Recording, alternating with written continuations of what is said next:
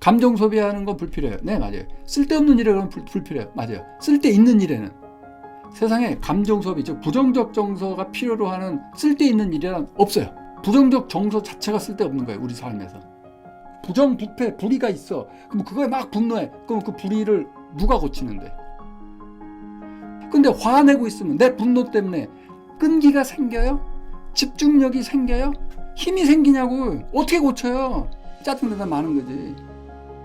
그런 사람은 맨날 불의의 원인을 탓하기만 하고 고칠 생각을 안 해요. 분노하지 않고 냉철하게 원인을 살펴보고, 자, 이 상황에서 내가 할 수 있는 일은 분노하면 행동 못해요.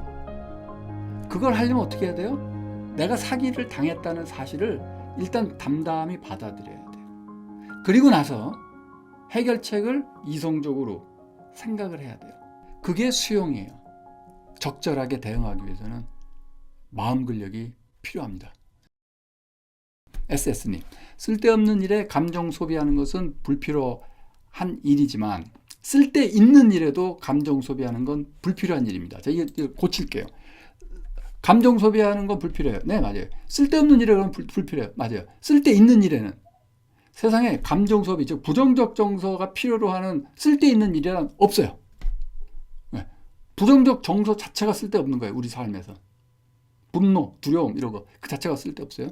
불의에 분노하는 것은 당연합니다. 천만에요. 불의에 분노해서 어떤 부정부패, 불의가 있어. 그럼 그거에 막 분노해. 그럼 그 불의를 누가 고치는데? 그 불의를 가능하게 하는 게 보통 사회적 구조일 겁니다. 누가 때려 고칠 거예요, 그거? 바로 잡아야 될 거 아니야, 불의를.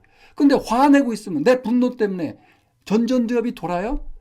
끈기가 생겨요? 집중력이 생겨요? 힘이 생기냐고. 어떻게 고쳐요? 혼자 화내다가 마는 거지. 짜증내다 마는 거지. 그런 사람은 맨날 불의의 원인을 탓하기만 하고 구조의 원인을 탓하기만 하지 고칠 생각을 안 해요. 그게 잘못된 거예요. 그게. 그래서 분노하지 않고 수용하는 것이 옳은 일인가요? 당연하죠. 분노하면 아무것도 못해요. 분노하지 않고 냉철하게, 자, 그런 일이 생겼어? 뭐 걔가 돈 띄어먹었대? 아니면 부터 시작해서 뭐 여러 가지. 걔가 뭐 그런 나쁜 일을 했대? 그 집단이 그런 나쁜 일을 했대? 화낼 필요 없어요. 냉철하게 이성적으로 전두엽을 써야 되니까 써서 원인을 살펴보고, 자, 이 상황에서 내가 할 수 있는 일은 이 상황에서 나는 어떤 거를 동원해가지고 어떤 전략으로 이 불의를 타파할 것인가를 생각해야죠. 불의에 분노하면 불의를 어떻게 타파해요? 못하지. 행동하지 않고 분노만 하는 것은 분노하면 행동 못해요. 진짜요. 자신의 정신건강에 더 좋지 않고, 물론 그것뿐만 아니라 행동을 못한다고요. 그래서 이걸 좀 꼭 분명히 아셔야 돼요. 뭐 어떤 걸 아셔야 되냐면, 이게 마음 근력이거든요. 마음 근력을 키워야 이 사회의 불의나 부정부패 이런 것들을 바꿀 수가 있어요. 화내는 게. 제가 그 강의했을 때 그 얘기 했을 거예요. 수용해서, 잘 보세요. 수용해서 뭐냐, 진흙탕에 빠진 구두. 혹시 그 강의 내용 생각나실지 모르겠지만, 자, 이렇게 다니다가, 내가 저기 아주 중요한 미팅이 있어가지고, 새 옷 차려입고, 막 길을 걷는데, 그 진흙탕이 있어요. 그래서 진흙탕에 발이 팍 빠졌어. 새 구두랑 내 새 옷이 다 엉망진창이 돼서 화나죠. 물론 기분 안 좋겠지. 화나. 근데 분노해. 막 화를 해. 누군가를 탓하겠지. 먼저 누굴 탓해? 여기 구청이 누구야? 구청 관리, 이 도로 관리 책임자가 어디야? 이런 이 나쁜 놈들, 이 땅을 고치지 않고 이 진흙탕을 그냥 놔뒀어. 그 다음에 누굴 탓해요? 나를 탓하겠지. 이런 바보 같은 이라고. 길 다니면서 발도 잘 안 보고 이걸 밟고 있어. 그렇게 막 분노에 빠진 사람은 뭐예요? 진흙탕에서 발 뺄 생각을 못해요. 진흙탕에 발 넣은 상태에서 막 혼자 화내고 있어요. 그런 사람들 많아요. 그런 사람들. 어떻게 해야 돼요? 발을 얼른 빼고 휴지로라도 대충 닦고 가면서 뭐 전화로 구청이나 동사무소 전화해서 어디 진흙탕 있어요. 그거 좀 하세요. 라고 얘기하고 등등등등 적절한 조치를 취하고 내가 이 사회에 도움이 될 만한 일을 해야죠. 화를 내고 있거나 진짜 분노에 빠지죠? 그럼 이거 못해요, 이런 거. 화만 낼 뿐이지. 그다음에 이 화를 내면 뭐가 되는 줄 알아요? 폭력을 쓰게 돼요. 정신적, 육체적 폭력을 쓰게 된다고요. 그 폭력이 어디로 가요? 일단 나한테로 가고 주변 사람한테로 가요. 에너지가 이 사회적 불의 이런 거를 고치는 대로 못 가요. 그래서 그게 굉장히 그 잘못된 비유적 표현이에요. 불의의 분노에서 일어났다. 분노하면 못 일어나요. 진짜예요. 이 분노를 조장하는 이 문화에서 조금 각성을 우리가 해야 될 필요가 있어요. 용서도 마찬가지고 이 수용도 마찬가지고 많은 저항을 하지 말라 그러면 누가 내 돈 띄어먹고 가도 에이 그래 너 잘했어 잘 먹고 잘 살아라 그리고 가만히 있으라 이게 수용인 줄 알아? 아니에요. 그 벌어진 내가 사기를 당했어. 냉철하게 사기를 당했음을 받아들이는 거예요. 그럼 사기를 당한 사람은 어떻게 해야 돼요? 빨리 경찰서에 신고하고 범인을 잡기 위해서 경찰에 협조하고 법적인 처벌을 이 사기꾼이 제대로 받도록 뭔가 노력을 해야 되잖아요. 그 과정에 화낼 필요가 있어요? 그 과정에 짜증낼 필요가 있냐고요? 없어요. 없을 뿐만 아니라 내가 분노하고 짜증내죠? 그럼 내 전두엽 기능이 떨어져서 이러한 행동, 적절한 조치를 취하고 적절한 법적 대응을 하고 적절한 처벌을 하도록 하고 막 이런 그 전략적 행동을 못해요. 그걸 하려면 어떻게 해야 돼요? 내가 사기를 당했다는 사실을 일단 담담히 받아들여야 돼요. 그리고 나서 해결책을 이성적으로 전전두엽 써가지고 생각을 해야 돼요.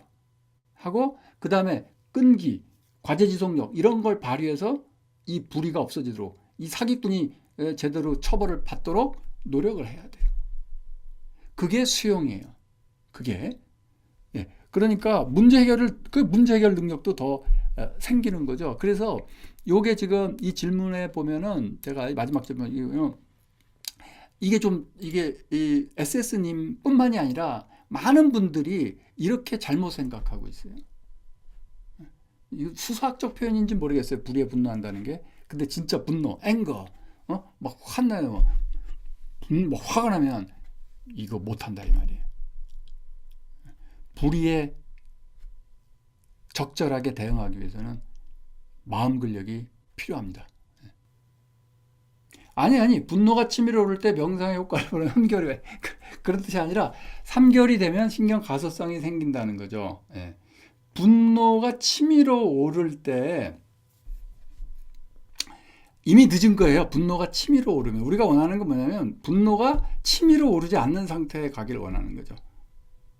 그거는 자꾸 이렇게 먼저 여러 가지 있겠지만 먼저 생각부터 조금 바꾸면 약간은 도움이 돼요. 내가 어떤 거에도 집착하지 않겠다. 그다음에 분노가 치밀어 오르죠. 그러면 이제 그 다이어리에 쓰는 거죠. 이러해서 화났다 이런 걸. 내가 언제 어떤 조건에서 어떻게 화를 내는가 자꾸 들여다보면 그런 내 분노의 패턴이 보이고 내가 분노하는 이면에 나는 어떤 거에 분노를 많이 하고 그걸 잘 들여다보면 내가 무엇을 두려워하고 있는가가 발견될 겁니다. 그러면 그 나에게 두려움을 가져다주는 집착이 있을 거예요. 그 집착을 놔버리는 걸 자꾸 해보시면 돼요. 자, 그 다음 감정은 여러 가지가 있는 게 아니라 두려움밖에 없다. 비유적으로 말씀하신 건지 아니요. 과학적인 진술입니다. 무슨 뜻인지 잘 모르겠어요. 잘 모를 거라고 제가 강의하면서 그랬어요. 이게 잘 안 받아들여질 거라고. 기쁨, 슬픔, 분노, 우울은 두려움의 한 갈래인가요? 여기서 분노, 우울은 두려움의 한 갈래 맞아요. 또는 두려움의 다른 형태 표현이에요. 기쁨, 슬픔은 좀 다르고 아니에요. 그래서 제가 이제 무슨 댓글이나 뭐 이런 걸로 많은 질문을 제 유튜브에서도 받고 있는데 아니 감정이 하나밖에 없다니 분노, 두려움 말고도 사랑도 있고 행복도 있고 기쁨도 있는데 그건 감정이 아니에요? 이렇게 묻는단 말이에요? 네, 아니에요. 그거 아니에요. 그래서 이거를 좀 잘 하셔야 돼요. 감정은 여러 가지 있는 게 아니라 두려움밖에 없다. 이건 비유적으로 말하는 거 아니에요. 리사 펠드만 베렛 교수 감정은 어떻게 만들어지는가 그 책을 포함해서 많은 현대 뇌과학자, 심리학자들이 과학적인 결론으로 얘기하는 거예요. 감정은 한 덩어리다.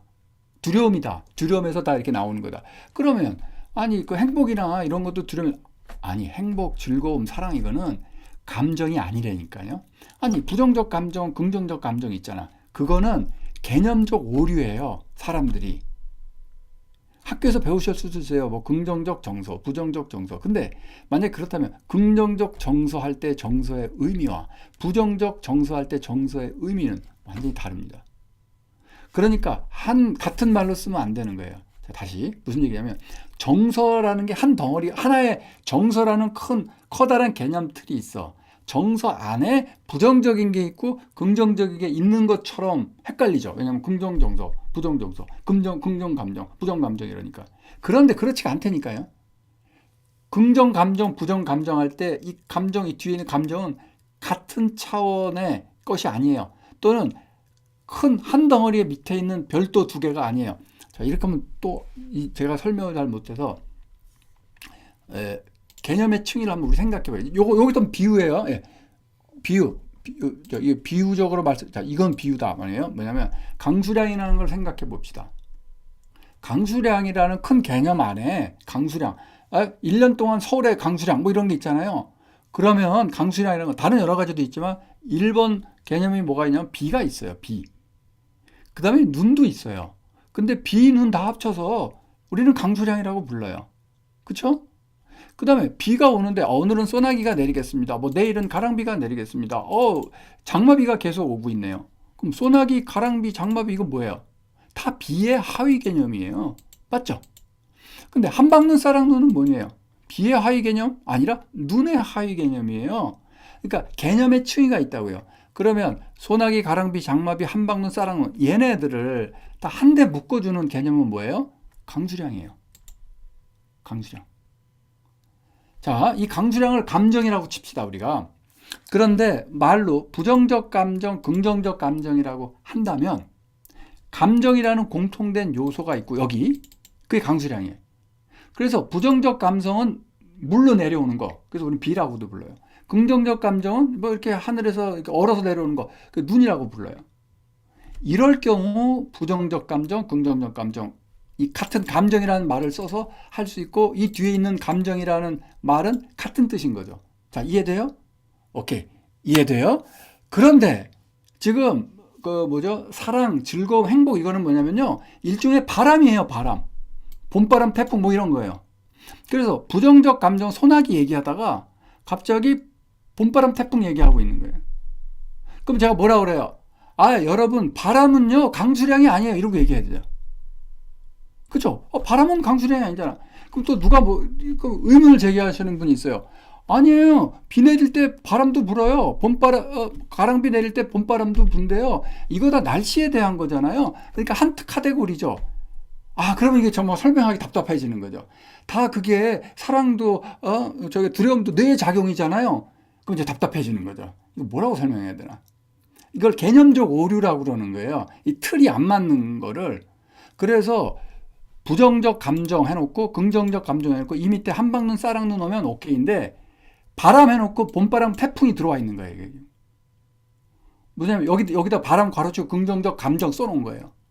그래서 부정적 감정은 사실은 비고 긍정적 감정은 바람인 거예요. 둘이 달라요. 그래서 이게 강수량으로 묶이지가 않아. 이런 뜻이에요. 긍정적 감정의 감정은 부정적 감정의 감정과 다른 종류예요 라는 게 그거예요. 이제 이해가 되나요? 또 어려워요? 왜 갑자기 무슨 봄바람 태풍 얘기하나 헷갈리실 수도 있는데 어쨌든 이런 개념이다 하는 거예요. 자, 그럼 우리가 진짜 알고 싶은 건 뭐냐? 우리가 알고 싶은 강수량이에요. 강수량. 강수량의 핵심이 뭐냐? 부정적 감정이다. 이게 감정. 그리고 거기에 보면 소나기, 가랑비 이런 게 다 있지만 얘네들의 이게 다 완전히 별도가 아니라 이건 다 비다 하는 얘기예요. 비. 그리고 비가 왕창 내릴 땐 소나기라고 그러고 비가 살살 내릴 땐 가랑비고 비가 줄기차게 오래 내리면 장마비다. 근데 그냥 비다 하는 얘기예요. 그게 이거의 공통 요소가 그냥 부정적 감정은 두려움 하나다. 그 두려움이 장마비처럼 나올 수도 있고 가랑비처럼 나올 수도 있다. 이런 얘기를 하는 거예요. 자, 이제 뇌과학적으로 말씀을 드리면요. 뇌과학적으로 말씀드리면 이모션은 편도체 활성화와 관련된 그 많은 걸 얘기를 해요. 근데 긍정적 감정은요. 그러면 얘가 막 올라가면 뭐 부정적 감정, 그럼 얘가 막 내려가면 긍정적 감정 이렇게 돼야 되는데 그렇지가 않은 거예요. 전혀 다른 번지수가 다른 이쪽 동네에서 여기가 막 올라가면 어때요? 긍정적 감정이 나오는 거예요. 그래서 사랑의 감정을 느낀다든지 즐거움을 느끼는 건 이쪽이에요. 특히 전두엽 쪽에서 약간 왼쪽 편에서 그런 그 따뜻한 감정, 긍정적 감정을 많이 느껴요. 별도예요. 별도라는 건 뭘까요? 둘 다 올라갈 수 있어요. 무슨 얘기인지 아세요? 둘 다 올라가. 무슨 얘기냐면 어떤 사람 부정적 정서가 막 분노가 많아. 근데 사랑도 많아. 이게 가능도 해요. 막 에너제틱한 사람은 긍정 감정, 부정 감정이 막 둘 다 높아요. 만약에 감정이 하나고 긍정 감정 반대면 이게 높으면 이게 낮아야지. 그런 경우도 있는데 안 그런 경우도 많아요. 진짜 안 좋은 건 뭐냐면 둘 다 낮아요. 둘 다 낮아요. 그러면 어떤 감정도 안 느껴. 무기력해. 그냥 뭐 화도 안 나. 화도 안 나고 두렵지도 않아. 그냥 아무렇지도 않아. 근데 즐거움이나 뭐 낙도 하나도 없어. 둘 다 낮은 경우도 있어요. 그럼 진짜 사람이 무기력해져요. 그러니까 이게 종류가 다른 거다 하는 걸 지금 말씀을 드리는 거예요. 네. 자, 이제 이 정도면 이해가 됐겠죠?